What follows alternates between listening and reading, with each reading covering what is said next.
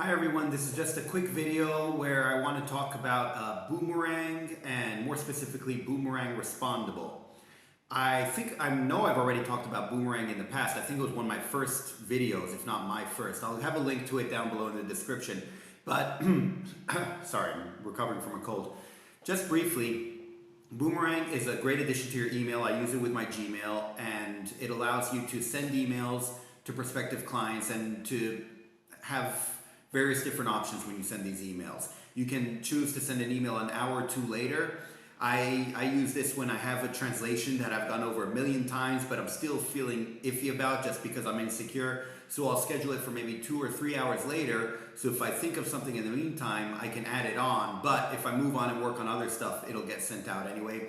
It also has a great option where if you don't get a response, it'll resend the email once again. This is great for when you're chasing money and people don't respond back to you, etc., etc. Anyway, so I've recommended Boomerang before, and they've just added a new feature called Respondable. Now, they call this, and what do they call it? An artificial intelligence to help you write better. And I have to say it's quite useful. In fact, I like it a lot. About 20% of the time. About 80% of the time I don't use it at all and I kind of ignore it, but that's just because that's how I use my emails.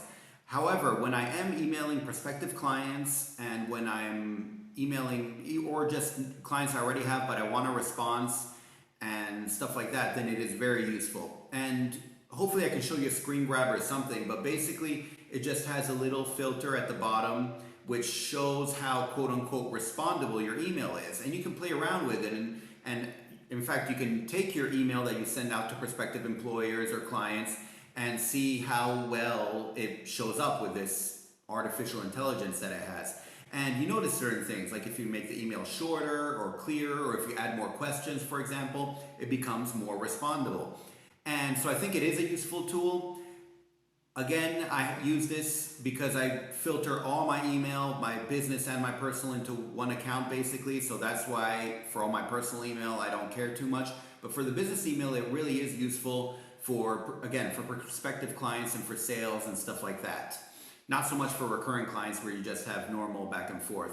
But if you are growing your business and you are targeting new clients and you're sending sales letters, which actually I'm going to start doing next week a lot of, then it can be very useful and I think it can be invaluable. So I just wanted to briefly mention it and recommend it. If you don't use Boomerang, then you should get it. It's absolutely free, at least it is for me. And in fact, they just added this respondable thing without my even knowing, and but I've gotten quite a bit of use out of it. So I do recommend it, and feel free to check it out.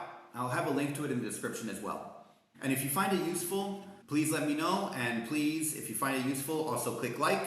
And if you want more tips and tricks like this, or things having to do with freelance translation in general, then don't forget to subscribe. Thanks.